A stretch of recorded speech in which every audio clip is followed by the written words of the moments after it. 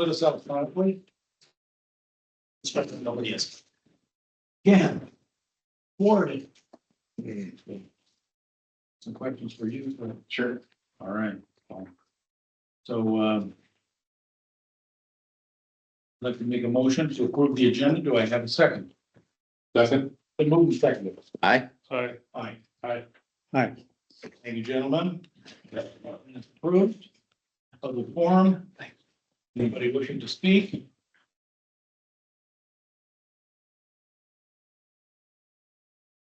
Thank you, sir. Not hearing anything. We'll move on. Public hearing. Amendment to Valley Branch Watershed District Rules and Regulations. At this time, and thank you to our legal department, I have an announcement to make, so I'm going to say this or read this. I call to order the public hearing for the Valley Branch Watershed District, April 9th, 2026 at 1900 or 7 p.m. at Baytown Hall. This public hearing has been noticed consistent with Minnesota statutes 103D.341. The purpose of this public hearing is to receive public comments on the proposed rules amendments. Before we begin, I would like to explain public hearing procedures. Comments should be directed to the board as a whole. Speakers are asked to state their name and affiliation, if any, for the record. Comments may be time limited to ensure everyone has an opportunity to speak. The board may clarify questions, but will generally not engage in debate. I will now open the public comment period and invite speakers to come forward or indicate their intent to speak if attending remotely.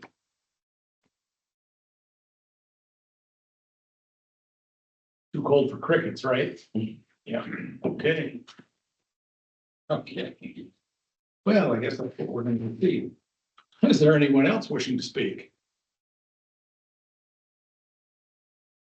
Not that boring. Seeing no further comments, I will now close the public hearing. I formally close this hearing, this public hearing. Okay, that's all squared away. Thank you, Susanna. Did you write that? No, I think Don did. John, did you write that? Yeah. My goodness, that's like a Hollywood script. I'm there. Thank you, sir. Okay, we're squared away. That said, let's move on to the consent calendar. Would any of the managers like to pull an item from the consent calendar? If so, please let me know. They don't only speak up at once now. Okay. Not hearing anything. I would like to make a motion to approve the entire consent calendar. Do I have a second? Second. It's been moved and seconded. Aye. Aye. Aye. Aye. Aye. The consent calendar is approved. Thank you all. All right, I think to the question part two. Permanent inspection agreement between Valley Branch Watershed District and Washington Conservation District. We're going to require a motion here. So let me turn. John, please lead us into this. Mr. President, managers, as you directed us, Josh Phillips, myself, and Inspector Brower met with Larry Russia, who's here tonight, and Jay Riggs at Washington Conservation District to talk about Washington Conservation District providing inspection services for the Watershed District. We had a great conversation and learned that Washington Conservation District provides similar services for the city of Woodbury, city of Cottage Grove, the Washington County portion of Rice Creek Watershed District, Carmel Marine, St. Croix Watershed District, and Marine on St. Croix Watershed District. So they have quite a bit of experience in doing the task that one from them. No doubt. So worked with Washington Conservation District and Gallowitz Olson to prepare a draft agreement that's in your packet. Since then, it's been a little bit more finalized regarding the insurance section of the agreement that was highlighted in what you received in the packet. Also in the packet are the credentials of the folks that would be doing the inspections and a couple of example inspection reports. One being from Inspector Brower and two being from the Conservation District. The final version of what they would do would probably be maybe more similar to the Inspector Browers and the Carnegie Marine. Yes, correct. Okay.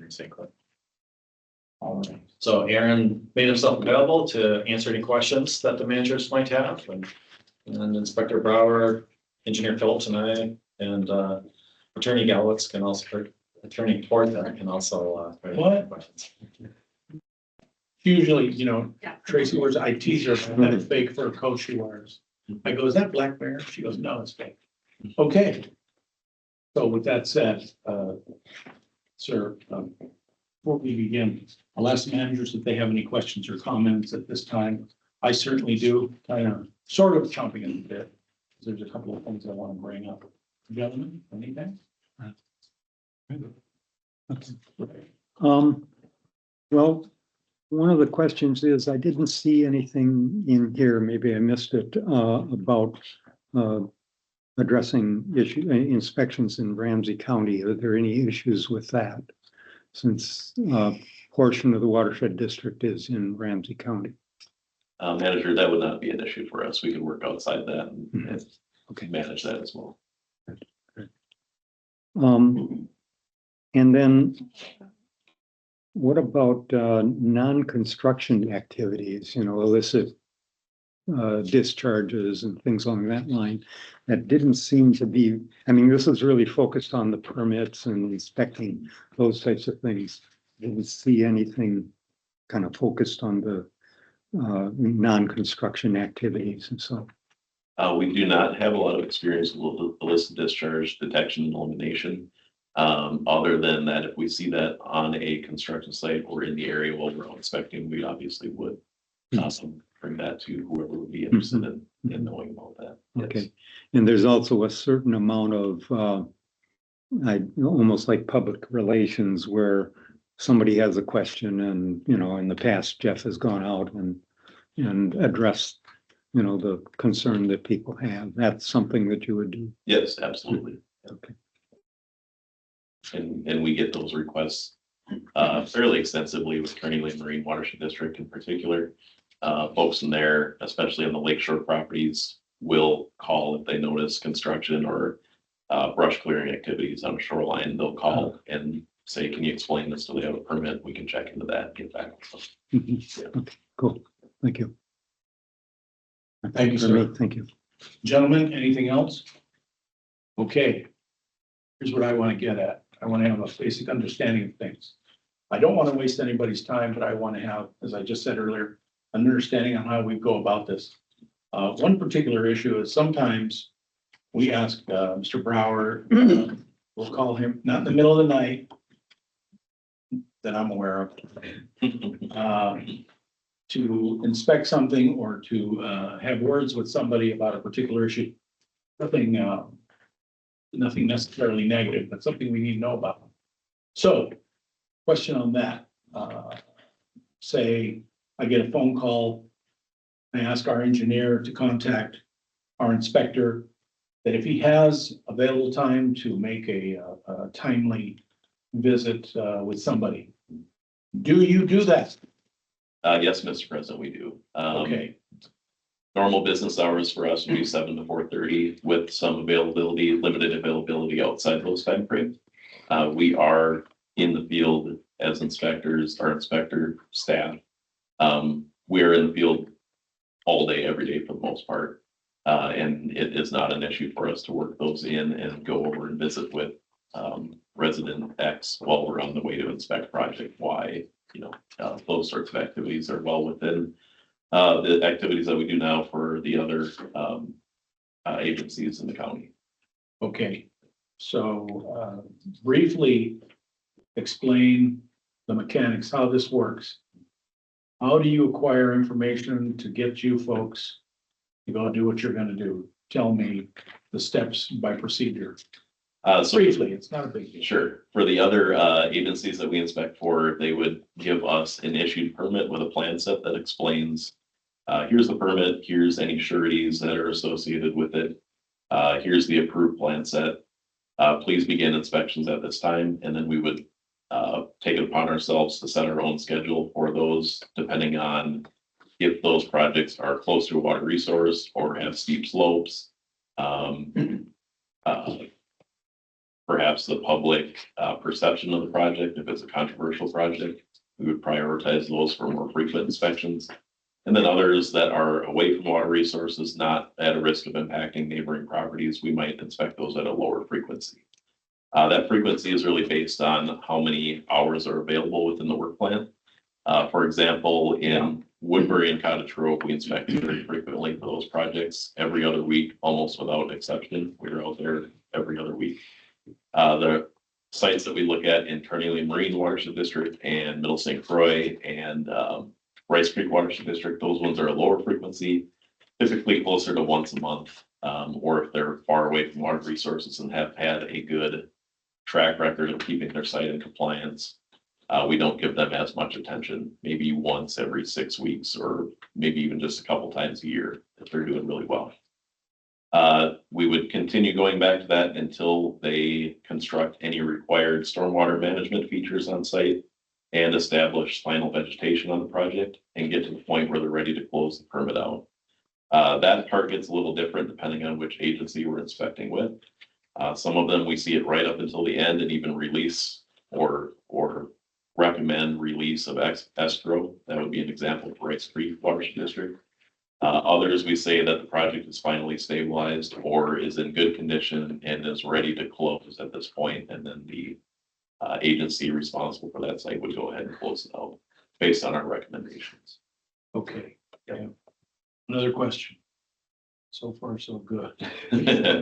Pleased to hear that, Mr. President. Yes, so you receive information on something, perhaps a troubling spot. Hmm. So-and-so spraying a leak in their wall, that sort of thing, just to be frank about it. And how soon does that information get relayed to our engineering department? How soon would you like it relayed? Right now, Instantly, yeah. I mean, if it's causing an issue, an immediate issue, all of our other places that we inspect for, we would notify whoever is in charge of issuing permits with that agency. We notify them immediately. So if there is a sediment discharge, we're on the phone before we leave the site in more cases. Than Oh, not. excellent. Yeah. Okay, that's what we're looking for, because we have great trust in Mr. Brower. Mhm. And this isn't some where we absolutely have to know that incident. And then again, what could we possibly do about it without bringing in tools or other ways of dealing with the problem that we just learned of. So you're going to contact our engineering department right away, and then they'll follow up and contact us whenever that is. But you're talking within hours. Right, correct. Okay, Yep, if it's an imminent threat to water resources or stormwater infrastructure, going into a curb and gutter system where it could go out to a lake stream wetland. Yeah, we're getting on the phone before we leave the site in the vast majority of all cases. here's one more. And this is just a thought. You're dealing with a particular client, constituent, who decides that they are going to do whatever they're going to do on their property. And maybe they're a little hostile. I don't mean they're threatening you or something, but they've just decided to be difficult. Word choices and things like that. Yep. How do you deal with that? It's a issue that we deal with frequently on a lot of different sites, I will say that.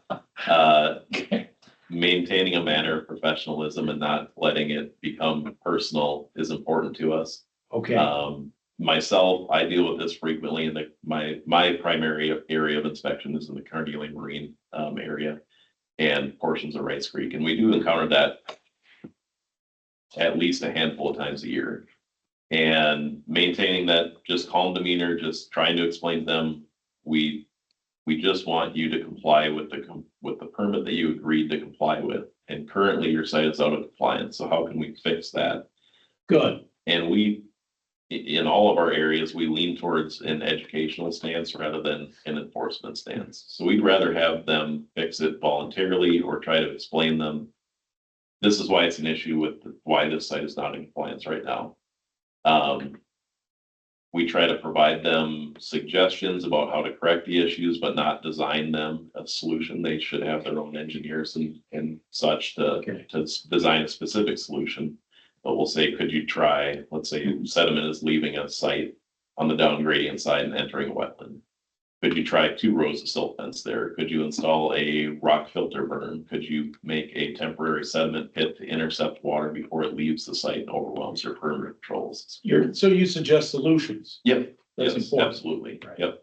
Especially on small sites, we are much more willing to help those smaller sites come to a solution because in a lot of cases, in my experience, these are folks that may have never had to deal with erosion and sediment control Right. before.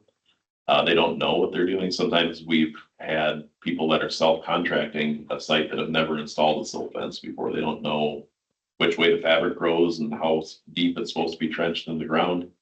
They've never dealt with it before, so we can help explain that to them. Where a site that is subject to the state construction stormwater permit, anything disturbing more than an acre, those folks should have a well-developed stormwater pollution prevention plan, and we just want them to follow what's on their plan. Right. They're required by the state to be trained in erosion and sediment control, both the installers installing the best management practices on site and the folks directing the work on site are required by the state to be certified in those things. So those we lean more towards, you have engineers that are meant to handle this. Here's some solutions. We suggest you take this back to your engineering team. Okay. And then come to a solution that we can all agree to. Started to like you. With that said, are you going to be the primary inspector dealing with our watershed district or associated? I am not. Our newest inspector, Nathan Martin, will be the primary inspector. I see, okay. Yep, with support from myself and our other experienced erosion control staff. So he's got backup, so to speak. He's Absolutely. contacting folks and. And we do routinely cover sites for each other. Let's say, Nate's out on vacation for a couple days and there's a site that really needs to be inspected. He'll let me know before he goes on vacation. Yep, I'll fill in this week and I can come out there and take a look at that site. We do cover for each other and we understand that we're not going to be there at every inspection. But he will be the primary inspector for this for probably 90+% of the work. It's a philosophy that I've had for many years from my background, and customer service is very important. It doesn't necessarily mean that we're gonna jump on something right away, again, because of the nature of what we do, but we want to make sure that people's voices are heard and that we move on what we're here for. And so that's important to us, and Mr. Brower has thus far not only, in my opinion, exceeded our expectations. I'm not doing that because I want honey from it.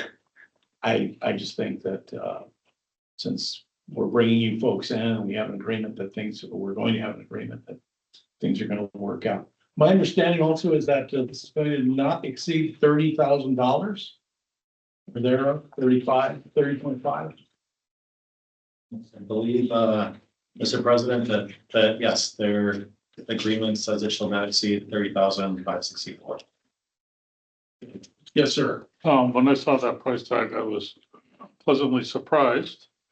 I kind of assumed this would be a fair bit more than that, but Yeah. I mean, it is an estimate. So if we Yeah. have say, for example, we have a really heavy permitting year, it's gonna be more than that. Of course. But the thing is, even if you double the number on this table, it's still not a budget item that's gonna be difficult for us to deal with. So Not a from a problem. financial standpoint, I think it looks great. And I would like to add to that, Mr. President Board, if you are interested in, if we get to that number, that 30,000 number, we'd be willing to make amendments to the agreement to extend that. If you need more inspection services, if we run through everything, depending on our capacity, that number is just based on, as I mentioned, Nathan Martin, he's currently 75% time with our office. So we'd be bringing him up to 100% full-time position. And that 30,000 number is based on our current capacity in terms of the number of hours to get him to the end of the year. So there is some flexibility in how much we have available that I didn't want to overpromise the amount of hours that we could deliver. Oh, we get that. We get that. There's just, we have some sort of a baseline. Yes. If I could say that. Yep. To understand what we're into, Okay. You gentlemen have anything further? Rick, One please. more question. John, do you think this is going to change in terms of how you function with the inspection group? Is that going to increase or decrease the amount of time that Bar needs to spend on inspection tasks, things like that? Mr. President, board members, Yes, sir. that's a great question. I don't perceive a whole lot of changes. Mhm. I think maybe some initial getting to know you and getting to know the Valley Branch Sure. process and how the plans are posted and the permits are posted to the Valley Branch permit website. That might take a little bit of time, but after that, I don't see any significant changes. Okay, good. Thank you. Okay. President Marchand, Yes, sir. President Marchand, managers, one other thing I wanted to note is that Aaron or Aaron's team, they do attend pre-construction meetings, which is really important on these larger projects. Next would be the county, the whole interchange on Lake Yellow Avenue and 36, or a large housing development. I've sat in many pre-con meetings with Aaron, so they're there, they would be there representing us, just like they do for the city of Woodbury. They're there from looking at it through the eyes of the inspector, like what are the issues, are we missing anything? So that's a really important part of this too, is being involved up front and making those contacts with the developers or whoever, so they do perform that task as well. Thank you. Okay. So. Looking good to me. How do you gentlemen feel about it? Very good. That's good. So, John, what is required of us? We need to make a motion to approve this? Yes, Mr. President, I would recommend that you make a motion to approve the updated agreement that Attorney Torses has distributed for you tonight. That's probably right in front of you. It's not the one in the packet. It's under the. Right. Two documents I provided. Okay. So what that one was this draft. Oh, the draft. Okay. So at about 5:15, 5:30-ish, Tori and the conservation, so Tori presented that, she emailed it. It has just a few minor changes in the insurance provision. What the county wanted was they wanted the language in the agreement to match their insurance certificate. Oh, And so Tori removed the portions that aren't in their certificate, but we had a conversation about wanting to ensure that it's clear that the county conservation district would be covering any liability for the employees, because they're independent contractors, not employees of the district.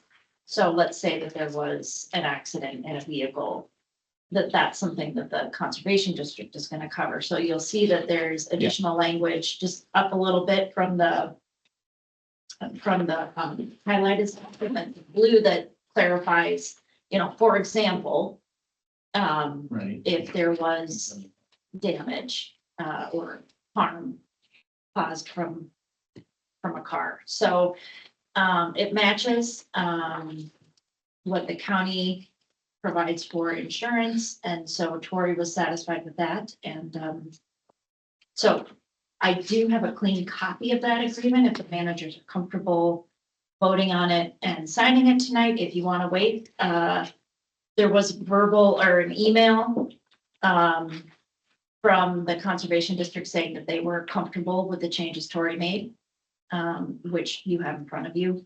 I'm fine with it. Tori's fine with it. So if you want to proceed, you can. If you want to wait 2 weeks, you can do that as well. Although I think it might be nice to get it signed so that inspections can start, Yeah, I know. or, Sure. work between Jeff and Aaron's. Can start. Mr. Bill, how does things strike you? Sounds good to me. Okay, very good, sir. That is much appreciated. So let's see if I get this right. I would like to make a motion to approve the 2026 permit inspection agreement between the Valley Branch Watershed District and Washington Conservation District. Is that sufficient, Counselor? Okay. Do I have a second? Second. It's been moved and seconded. Aye. Hi, Aye. hi. Aye. It is approved. Thank you, Aaron. Thank you for your time. Thank you much for the managers. Look forward to working with you. Absolutely, we are too. That's a good fit for our program. We're excited. Good. That's good. And you're that other fellow, I forgot his name. Nathan, Hey. yes, you will be excited to hear the news as well. Okay, good. Do you have waiters? Absolutely. Oh, awesome. Just asking. Yeah. Okay, and Counselor, you'll provide us with, I've got it right here. I'll catch you after the meeting. thank you, ma'am. Okay. We're good. We can now move on to our next item. Okay. The 2025 annual report under administrative engineer. So John, as usual, a lot of things are covered here. I like seeing my name a little bit, that's okay. But you tell us who's gonna read this.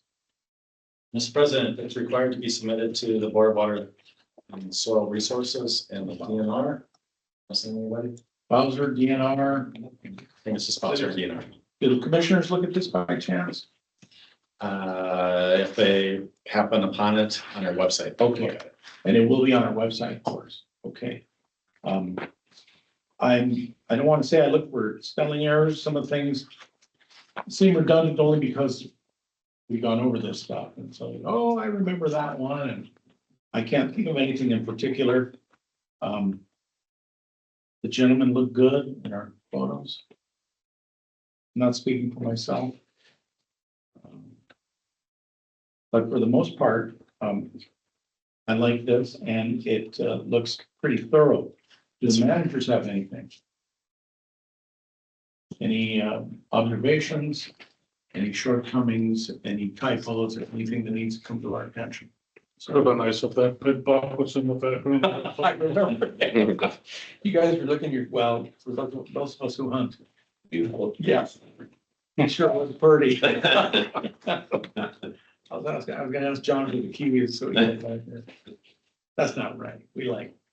We have with our cars. Right. Yeah, okay. So. No, there is a motion required.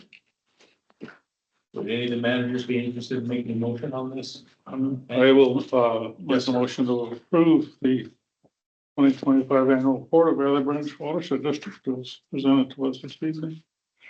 Okay. I'll second that. It's been moved and seconded. Aye. Aye. Aye. Aye. Aye. It is approved. Thank you, gentlemen. Thank you. Were you in on this, Josh? I helped a little bit. Okay. I want to give you as much credit as you can take. Thank you, sir. Appreciate that. All right. Regular the attorney. Oh, here we go. Okay, Susanna, hit us. All right, well, it's kind of in combination with Barnes. We really worked closely with it. Okay. So there's a resolution to adopt the amendments. Why don't we just go down the list? Yes, ma'am. So you have that resolution. Do you have any questions? It really lays out the process that's already happened. You've reviewed the rules, they've been up to comment, it's been published. Public meeting, no public meetings, but, I don't know if I probably did this meeting. Anyway, everything has been done as needed. Don't have any questions, go ahead and I recommend you pass the resolution. Yeah, remember. Rick, do you have anything? Nope. Anybody? Okay. So let's see if I can get away with this one. I'll make a motion to approve resolution 2026 -03, the resolution adopting the amendment to the Valley Branch Watershed District rules and regulations. Is that sufficient, Counselor? Yes. Oh, thank you. Second. Just making sure. It's a moved and seconded. Aye. Aye. Aye. Aye. Aye. That is approved. Okay, let's move on to What is this, district rules and regulations? Yep, so you passed the motion, Okay. that adopted those rules and regulations. Okay, right. Yep. So then the next one for a motion is the permit fee and surety schedule, so you have that, so it would just be these adopting the updated surety schedule. Show us what we have. Separate. Mr. President, managers, with the approval or adoption of the resolution, Yes, I think, one of the therefores there is for Secretary Block to sign the rules. So we'll get that signature tonight, or if you'd like, we could use your electronic. You can use my electronic signature. Thank you. awesome. Keep going forward. Okay. So, so will there be a permit fee and surety schedule motion requirement? Are we okay on that? Yes, Can we and I'm cover that? sorry. Yes, Because I don't ma'am, have sorry. it physically in front of me, I'm going between my agenda and my, Okay, okay. I can get in the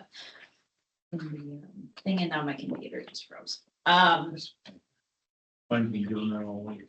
Yep, so you have it, it is, so it would be a motion to adopt the updated and revised Okay, fee So- and surety schedule. I'm gonna add live it without a script. How's that? I'd like to make a motion to approve the updated and revised permit fee and surety schedules for, is it, resolution 2026 -03? Does it fall under that or is it? Not at all. Okay, fine, thank you. So if that is sufficient, I will ask for a second. Second. It's been moved and seconded. Aye. Aye. Aye. Hi, That is approved. Okay. Now finally, Two more. two more, sorry, the permit application and variance forms. Not hearing anything from the managers unless, he needs to come to our attention. I would also like to make a motion to approve the permit application variance forms, update. Second. So moved and seconded. Aye. Aye. Aye. hi. It is approved. And finally, the easement and maintenance agreement forms. So I do want to explain this a little bit. Yes, ma'am. We had a few meetings and quite a few emails. Yeah. So if you recall, I think it was in December, I brought forth some revised easements. And Okay. there was some requests and discussion about trying to, especially because it's going to go on the website, to consolidate, which I will tell you, I was the biggest resistor of, but we're gonna let it go. The reason is people like to circle or send it in, you know, so what the plan is, we tried to make it really obvious if this doesn't apply, to delete it and have it in Word format. We'll see how it goes. The other hope is, we're gonna try and use, my assistant to try and draft some of this before the permits go out, to try and spearhead some of the confusion that members of the public might have. But we combined them. So you'll see the surface water drainage easement. The substance of this document is basically what you saw in December. That didn't significantly change. We're just trying to make it a little more friendly for those that are on the website. The maintenance agreement had some really minor modifications, but really this floodplain preservation and conservation easement, which Manager Brock really said he'd like to see that. So this is what we've put together. This one, the feel of this floodplain conservation easement is really more of a restriction on the land, saying this is dedicated for floodplain in its natural state. You can't mess with it. Whereas the surface water drainage easement, in essence, is here are stormwater features and they can't, you know, they need to be preserved. But this is more about keeping the floodplain as it is. that was the intention in drafting it. Does anybody have any questions or comments, concerns? Did I miss anything, John? I appreciate you doing this, and if I was being required to have an easement on my property because of a permit, for floodplain preservation, I would much prefer this rather than what we had before. What we had before said that I branch would come in and put storm sewers in and, do all this stuff, and we have no intention of doing that. It would scare the heck out of me if I saw that, so. Mhm. Yeah, no, thank you. So on the website, these parts that are deleted, if not applicable, they'll be able to download the document and then just delete those parts. Is that kind of? Yeah, the intent, my intention, guess will be put it on the website, but the intention is it'll be a Word document, so it can be downloaded and modified, not even trying to mess with PDFs, just get the Word document and really be able to make changes. That is also very helpful for attorneys of corporations that want to make changes. They can just redline them and send it to me that way too. So I'd like to take this opportunity to ask Mr. Secretary to present a motion. Would you be interested? I got one more question. Oh, I'm sorry. Maybe I'm extra dizzy tonight, but the top labels for married couple and individual, are they flip-flopped on the wrong page? They might be, we'll double check, but. Okay. Well, I guess it depends on which one you're looking at, because I'm looking at the surface water drainage easement that looks right, but we'll double check that. At least we, This is back, after the top of the legal forms after the intentionally blank page. yeah, we'll double check it. Okay, I want to say they're correct, but I am very capable of not having. So we'll double check that. Okay. so I will make a motion to approve the presented surface water drainage easement, floodplain preservation and conservation easement, and stormwater management facility maintenance. I will second that. So moved and second. Aye. Aye. Aye. Hi, It is approved. So eloquence. Describe more. Okay, and finally. Nope. Oh, did I miss something? I have that additional document. I sent everybody an email. Oh. My apologies, I'm right under attorney. It's time sensitive, or I wouldn't throw it at you day of the meeting. Excuse me, Counselor, Oh, yes. you're squared away with the easement maintenance agreement as well? Correct. Okay, so we're going to the item that you added today. Yes, I'm with you. Go ahead, Okay. please. So this is the I-94 and Manning Business Center. They want to start construction on April 20th, or just before the next meeting. And they have to have a surety. Their lender made some changes. So what you have are the changes. It's really the last 2 pages of the surety form. And all the red is what the lender added. My review and tweaks are in blue. I'm comfortable with it. So really in my opinion, the district's concerns are met.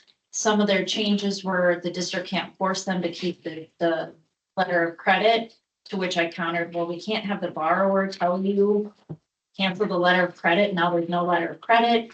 So we dealt with that by adding 30 days of notice if they decide not to reissue the letter of credit. And also there's a contingency that the borrower cannot cancel the letter of credit unilaterally. There would have to be support. And then really the other provisions are basically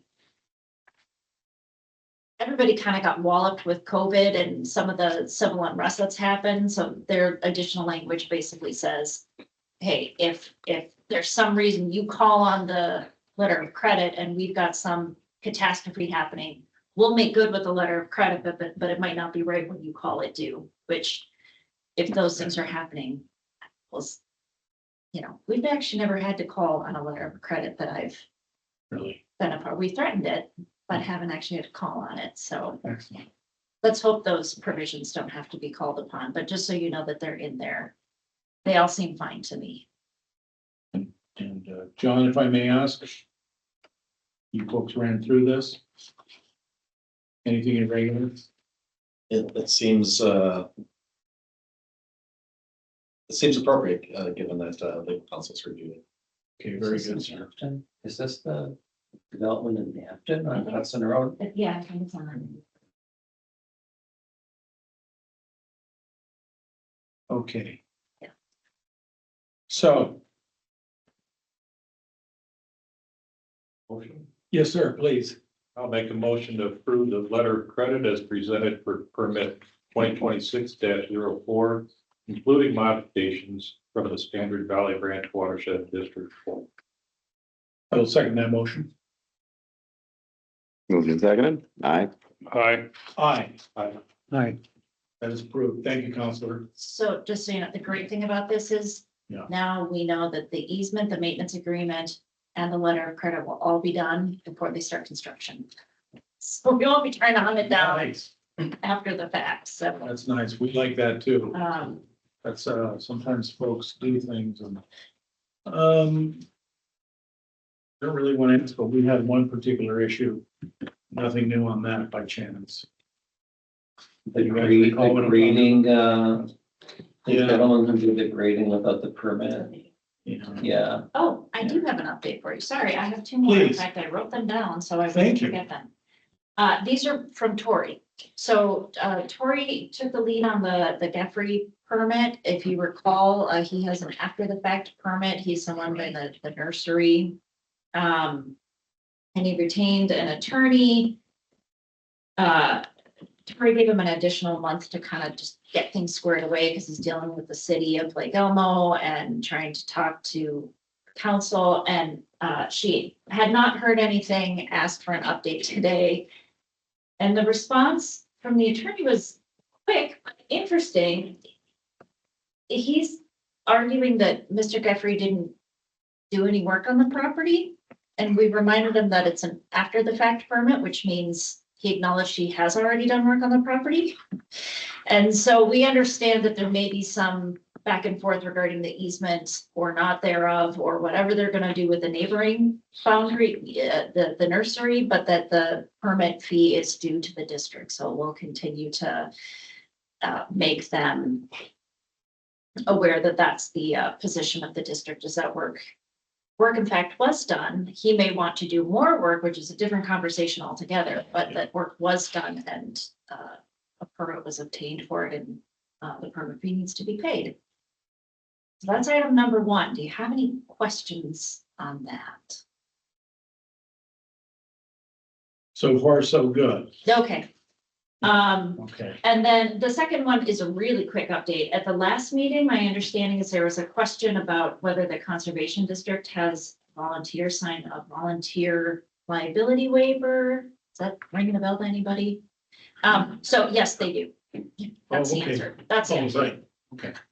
Good enough. So Please, please thank Ms. Torrey for us. I will do. All right, thank you. Anything further, Counselor? Not for me. Thank you. Thank you very much. Excellent. I think we're all over that one. Okay. Mr. Inspector. Yes, President Mershon, managers, I was out of town, but I did get out on some inspections this week. But one quick note before I forget for Aaron. Afton is not really very good about calling recon meetings. So you might actually need to initiate a discussion with RJ Ryan about that, because it's not like Woodbury or anything else where there's a meeting at the city hall. They don't have that many developments, commercial developments in town. It's big one. So just so you know, there may not be one, but because there's wetlands nearby and the connection to Manning and Amazon and everything else, it'd be a good idea that somebody's there for that meeting. I haven't heard anything, so if I hear something, I'll let you know, but I just wanted to mention that because that doesn't happen in Afton too much, so. Good context for us. We often don't get pre-con notices in anywhere except. Yeah. Actually. Right, Exactly, so, and hopefully, for the most part, we get notices for construction, but not so much on, as we discussed, on some of the individual home builds. Correct. We maybe we bat 500, I don't know, on that one, on notice, so. Couple quick things, it looks like Lake Elmo School, they'll start, doing some final grading. They're working on the final grade. Basically that place is a sand pit. We don't have any issue with infiltration there, so. But they're working, they want to turn these schools over by midsummer, so they'll be doing their final grade. The big basins are stabilized and in place, but on the north side, they haven't finalized that yet. I was out at Shilkin South, they call it North Star as well. Worked with the contractor on some erosion control repairs on the slope above Sunfish Lake. That's something probably with Nathan, I probably want to kind of go through maybe a couple things like that one, just to keep your eye on that one. I was over at Lennar, the townhomes in Oakdale. Everything's looking good over there. Although the infiltration basin that they put the drain tile in, which is not open, there is standing water in it. I wasn't around last week, so I don't know how much rain we actually got, but there is standing water in it. I thought, well, we don't have frost anymore, so that's one. When they put drain tile in as a backup plan for that, even though it wasn't approved. So we've had issues with infiltration in that area, especially in Oakdale. Very quickly, the drain tile was not approved. They put it in as a backup plan that's not open to the system, Okay, which probably was a smart play because we've had issues with all of those infiltration basins working, including like the 4F system that they had to rework. Things within Willowbrook, we've had some issues, so we'll see what happens, and Josh is aware of that. President Sean. Yes, sir. I'll Yeah. speak that briefly, yes, there was a lot of issues in this area with infiltration not working. They did put it in, it was not shown initially on the plans that we approved. Jeff brought it to our attention and we talked with them and had a discussion about their approach, and we were comfortable with their approach to put it in and cap it and not have it be in place, but it was a backup in case the system didn't work as hoped. And it is capped. It is capped. okay, so not to get too far along with this, but if it ends up having to be implemented, where does that water go? It would go, it would be routed through the outlet structure the same way higher flows would, but would have that filtration component by having a drain tile and a sand media there. Okay, It outlets into wetland 6 at Willowbrook, and wetland 6 also has an outlet on it that has been repaired and actually can drain now, which drains through the whole Willowbrook complex. So it does have a place to go. And Mr. President, ultimately goes to what we call Bolton Lake Estates Pond, which has an outlet that diverts water around the tri-lakes and and basically the roundabout on Old Highway 5 is where it outlets. oh, okay. Interesting. Thank you. I did stop by the Silver Lake outlet and unplug the channel. It's free flowing now. It was maybe 6 inches over the weir.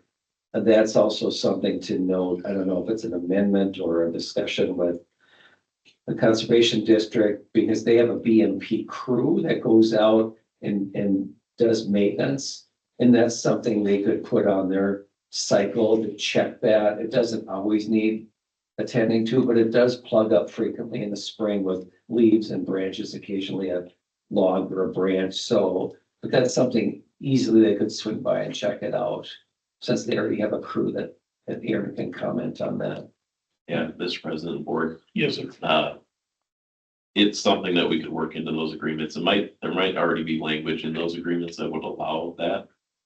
We could potentially also do it under the water monitoring agreement that you approved in the consent agenda. I'm out there setting lake elevation gauges for the Watershed District. We just finished up our last one today, actually, up in the whole county. And that's something that, you know, I'm out there looking at lake elevations constantly. We have staff out there. That's something that we could potentially do under the water monitoring agreement as well. Sounds good. Yeah. Okay. I'll let Josh comment on demolition for Legion, and then I'll just have a follow-up comment, but he's been involved in managing that. Sure. What's going on over there, sir? Mr. President, the work is continuing on the homes along Legion Avenue and Legion Pond, and then also at the home up on Sunnybrook Lake, Jocelyn Avenue.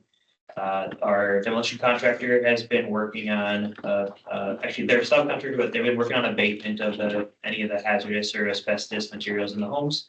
That work is wrapping up here shortly. The fire department is doing a burn on Saturday. John previously shared that was actually planned to happen last week. There was a little bit of a scheduling issue that came up and they were unable to get some of the abatement done in time. But the fire department pushed their training off a week and they'll be doing that this Saturday. And then that does need to sit for 2 weeks and then they're planning to come in and remove all the debris from the burn and demo the other 2 homes, or the other 3 homes, kind of basically 2 weeks out from Saturday or the week shortly following that. Cool.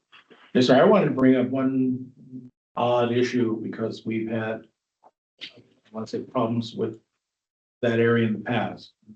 The one incident with the rust on people's driveways after we put in that pipe, the temporary. So one of the things I'm concerned with is any demo material falling out and landing on the street. And any of the neighbors coming in contact with anything, things that might deflate their tires, you know what I mean? Sure. Or anything that might cause damage or have us receive complaints. So I don't know. Yeah, Mr. President, we did meet on site with the demolition contractor that has been hired for the project, as well as the city of Lake Elmo and the fire department, all for a joint meeting a couple of weeks ago, close to a month ago now, to discuss a lot of elements, a fairly typical pre-construction meeting, kind of like what they've shared for other efforts. The city was particularly interested in ensuring that newly constructed road is protected and maintained. And, you know, we talked to the contractor about those sorts of things. We often call it, you know, good housekeeping, keeping roads clear, you know, making sure that they're following all their best practices for those sorts of things. You also have very strong contract language that puts the responsibility on the contractor for anything like that might come up. So if it does come up, it would be their responsibility to address that and make it right. Yeah, I don't want somebody calling us because they got a flat tire. They had some big old nail in the middle of the road. Yep. I do all that, you know, magnets. Yeah. Okay. All right, very good, sir. Appreciate that information. And just I'll just throw this out there. One of the homeowners approached me yesterday. A rumor circulating around the neighborhood that we're selling those lots and homes, slab on grade homes are going to be built there. I did explain to the neighbor that they're going into a conservation easement and either they're going to be green space or a park or something, but they're not going to be built on again as standard practice of the watershed. We are not a developer. I just wanted to throw that out there because those rumors are circulating and who knows where they come from, but I did set him straight. I'm not sure about the rest of the neighborhood, but that was kind of interesting that people think that we're going to develop it. So, Yeah, no, and I didn't joke about it. that's all right. Yeah, an apartment complex is going in or something. Yeah. No, so anyway, just set the gentleman straight on that, just so you know, people are talking, so. That's all I have for now. Thank you, Mr. Inspector. Very much appreciated. Okay. Our next business. Okay. Let me put down in the hot seat. All right. So before we proceed with this, I looked at this and some of it,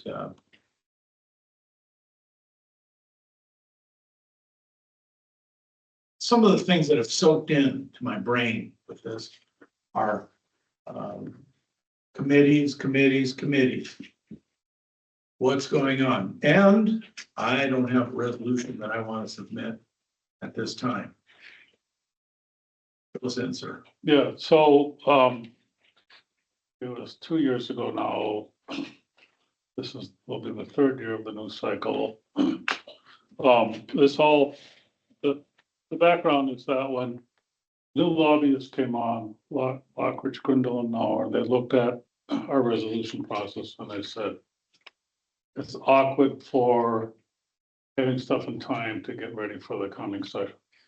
But that's why we revised this and moved to having resolutions done in the middle of the year and have it all completed by October, which would allow Minnesota watersheds to have the legislative priorities packet together in time for approval at the annual meeting in December. And also, the other thing that Kevin really suggested is that you really shouldn't dot the i's and cross the t's and all that until after the November election. Because at that time, I understand better what the kind of complexion of the legislation is going to be.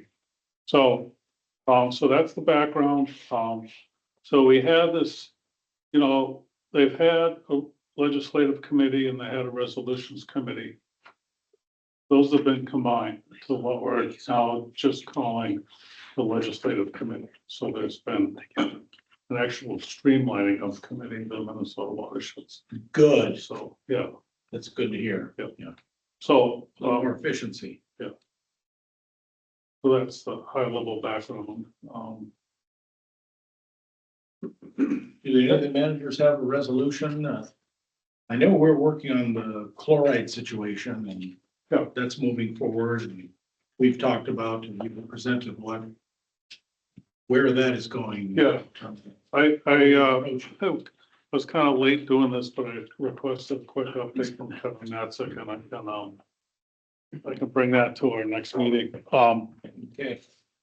So, yeah, there's some review on chlorides where there was a remaining bill still in progress that is being pursued. That's still related to the limited liability, and that's kind of holdover, even though Minnesota watersheds decided that that's just not a fruitful approach. So we started the initial work on determining what a regulatory approach, how that might work. Okay. So, and again, I don't have an update on that. I was gone quite a bit last month, but All right. I'll try to get something from Kevin and Jess and see how that's moving along. Yeah, I think that's important, the upcoming election, then we can. Yeah. See, we can Yeah. follow up with that. Remember how- that when Rick and I visited three of our elected officials, they were all supportive and positive about addressing chlorides as a legitimate concern for our Yeah, I water think- resource. You know, and that education component is probably the big thing right now. One of the questions I had is that, you know, how does that move forward? How does it further get developed? Yeah, You know, I mean, we talk about it's important, but and I know this is pretty high level. yeah. Maybe that's all in the stuff that you haven't. I have Caught the up same on. question, Rick, and I don't have an answer for it right now, but I think as we transition from this session and try to move this forward, then I feel like we're not kind of focused enough, we're not developing, you know, strategies that could lead to regulatory policy. I'm not hearing those discussions or whatever, so. But there's an ebb and flow and dealing with the legislature is a delicate. Ebb and flow is a nice way of putting it. Yes, sir. I will add something, Aaron, regarding this. With our 10-year plan and everything that's coming up, we're stressing on the side, like Mr. Brower has done, I assume, that we educate our constituents at every turn. We don't want to bore them or put them to sleep, but we want them to know that the more they know, the better off they are, the more they help all of us. So, Absolutely. yeah, very important. We, you know, I mentioned some of that when we were talking about the inspection agreement too. One of the things that we keep in mind when we're out on these sites is, in a lot of cases, we're the first point of contact with the watershed district is through some sort of permitting process or regulatory thing. So gives us a good opportunity to talk with them about other things that they can do on their property voluntarily, like cost share programs. Right. Water quality monitoring, or you name it. And we keep that in mind when we're talking with them, because we want them to have a good view of the watershed district, whether it's Valley Ranch or Rice Creek or Cardinal or whoever, so. Very good, sir. We're gonna keep that up at every level. Okay. Thank you. Yes, sir. Do you have anything further? Well, just that some of the simple things that people are moving forward very quickly, like the change in language to allow watershed districts to be included in self-insurance, that all seem to be not generating any controversy. I get never bit of an update on that, and that doesn't really affect us, but it affects other districts, particularly in Scott County. So, yeah, so the simple things that were there this year seem to be moving along like we hope. Okay, very good, sir. Anything else from anybody? I've got a weird one. Mr. Bill, anything on our photo shoot? You don't do the drones, I'm sorry. No, I was wondering why you're looking up. What about the don't bomb me? Sorry. Hopefully Josh is gonna set me up with some of the inspectors when they do the creek inspections this spring, and I'll be out with them, Very good, sir. kind of Okay. round it out. Looking forward to it. No big deal. Andy Herring, our auditor, I thought I stopped saw- by Yeah. and distributed or gave me a set of the finished audit report. And I'm gonna just pass those around to people we'll be having on the agenda next month. Okay, Andy is going to visit with us and Yeah, in the usual. right. So bring So those one back for next each of month. you. Yeah, bring them next month. Thank you, sir. The first meeting in May. Okay. Very good. Okay, good things are going very well. No surprises. That sounds good. We want that, we aim to please. So nothing further, correct? Okay, so I have something that I want to say.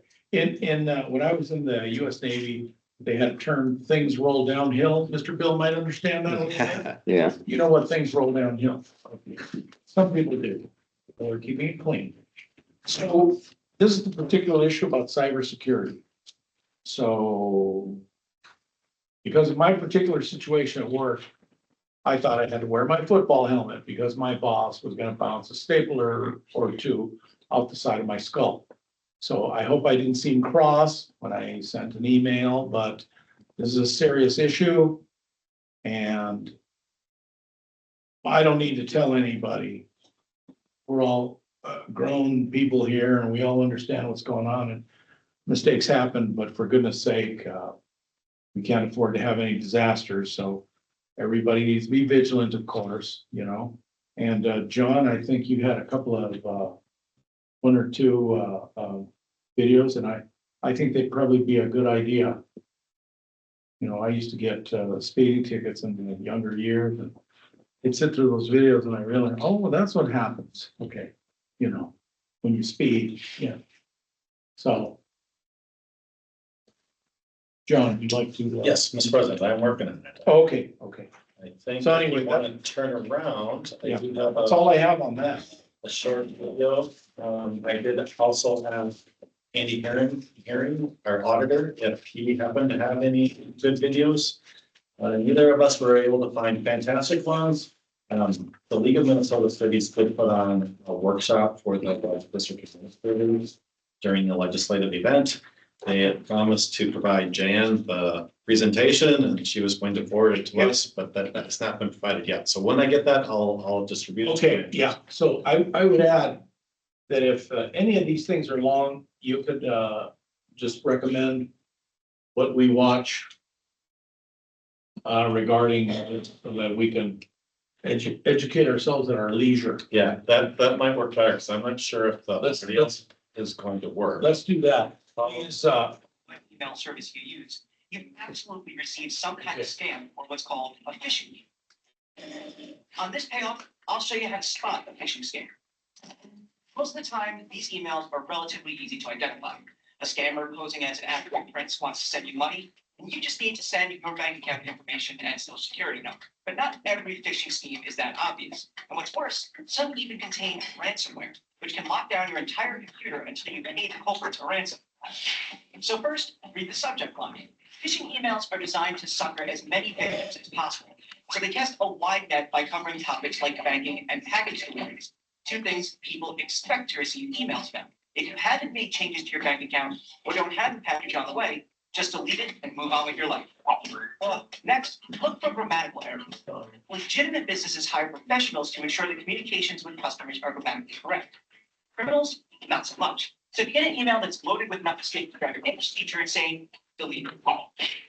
Hover over links. Clicking on a phishing email usually won't damage your computer, but clicking through to the embedded link will. To see if the link is real, hover your mouse over the URL.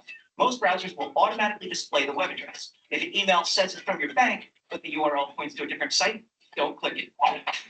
Urgency is suspect. If you get an email telling you to do something instantly, ignore it. If you think it's actually from your bank, skip the link and go directly to your bank's webpage. What to do when you're hooked.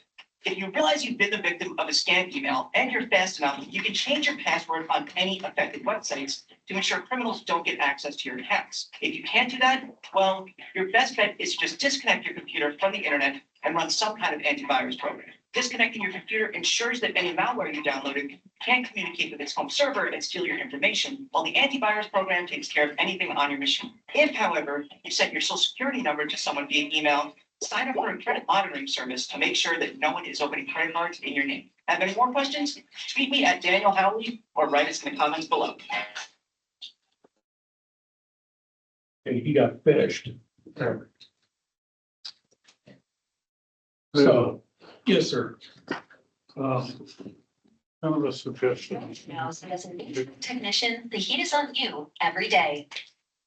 question for John. So HDR is a very large company. Last time I looked, there were 13,000 employees, and their cybersecurity IT people are pretty intense. They send us out fake phishing schemes to see if we fall for it, stuff like that. They have really good educational material. Does BAR have stuff like that for their employees? And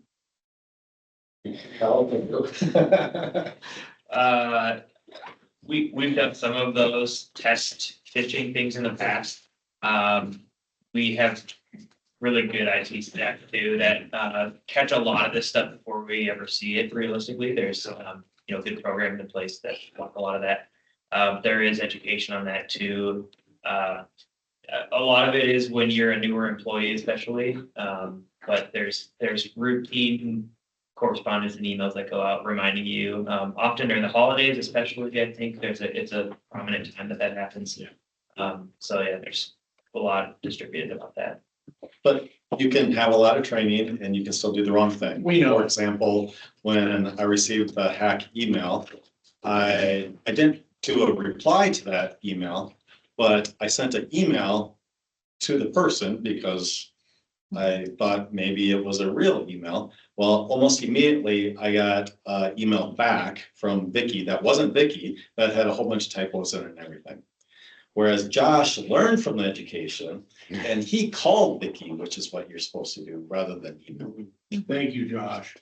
the other thing on these phishing schemes, if you look closely at the address of the person sending it, that's bogus. This was real though. This one, so what happened was, so we do have the dual authentication, just so you know. So even to get into our emails. And Vicky's about 2 weeks before talking to our IT people, they moved her from what the rest of us are using to like a Microsoft program. So somewhere in there, someone got access. They blocked it. They knew she was at an appointment and she'd emailed me earlier that morning that she'd be at an appointment. So at 2:10, they rerouted all her incoming emails to their people, sent out a blast from her email account. So literally within minutes, we were getting bombarded with phone calls. And so we were on our IT. I bet we had her account shut down within 10 minutes. That's still 10 minutes, right? And the blast email had already gone out. So then for it was damage control. But I mean, that email did come from her account. Someone hacked into the account, which obviously was concerning for us.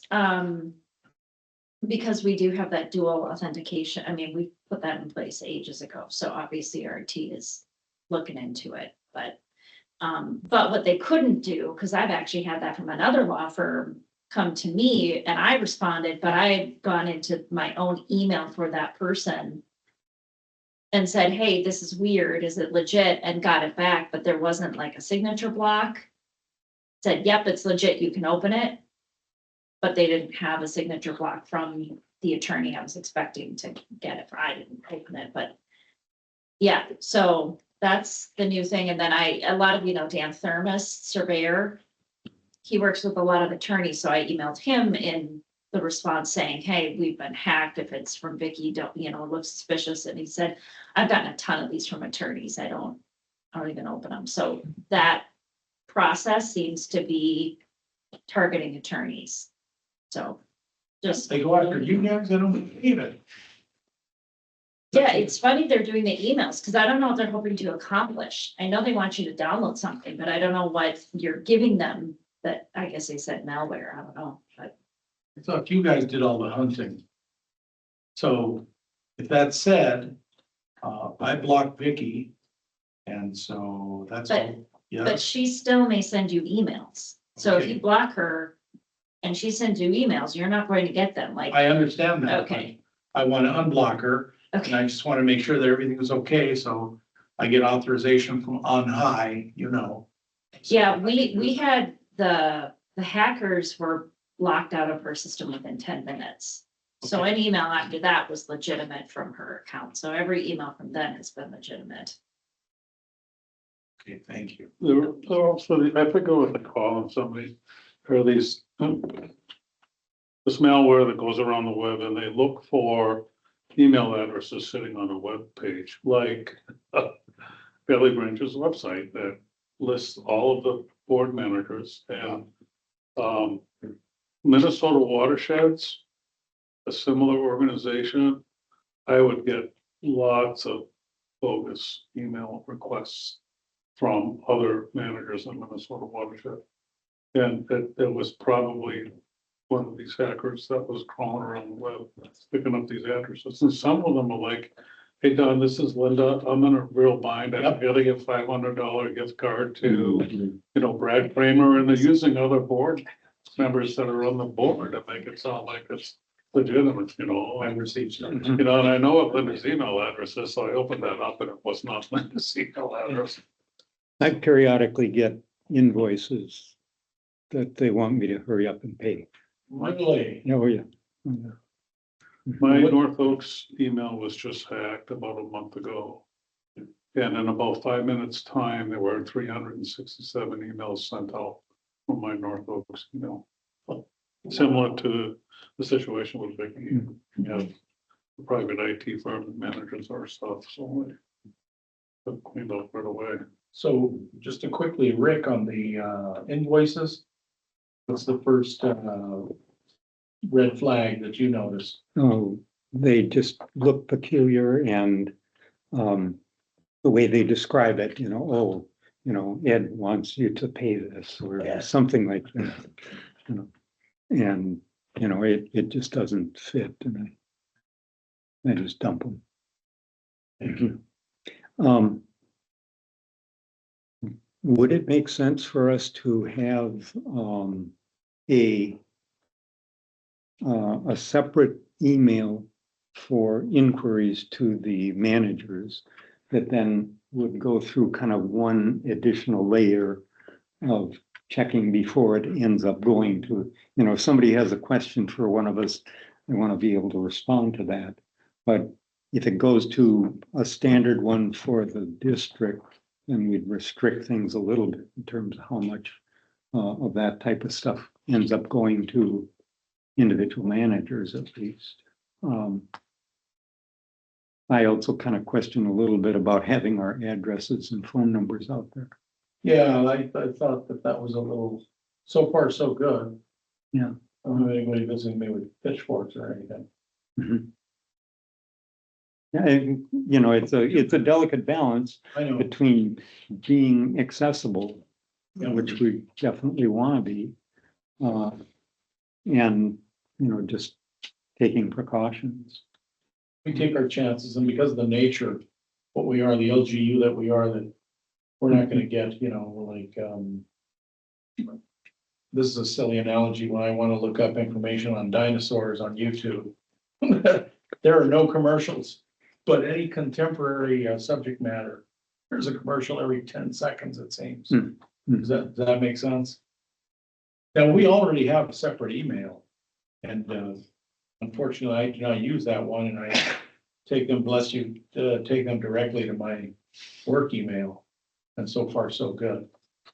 And we've got a very good system, you know. Yeah, I've definitely appreciated having a separate Valley Branch Watershed District email. Hopefully, definitely. So we can talk about that matter some more and see if that benefits us beyond its benefits at this time. Mhm. So nothing yet. Is that okay? Mhm. Yeah. All right. Gentlemen, anything? All right, that's all resolved. Vicky's not mad, is she? Good. I mean, she's mad at it. It's Good. not an enjoyable experience, although she was in an appointment, it was mostly Tori and me who were frantically sending emails and on the phone with tech people. She didn't Yeah. know it happened until a while later. Just take precautions. That's all we can do. Okay. All right. Thank you, everybody, for your understanding and patience on this, but I'm glad we're doing something about it and have been doing something about it. Okay, are we going to be available on April 23? Yes. April 23 and May 14. Yes. Okay. One last item. Motion to adjourn. Second. So moved and seconded. Aye. Aye. Aye. Hi. We are adjourned. Thank you, really.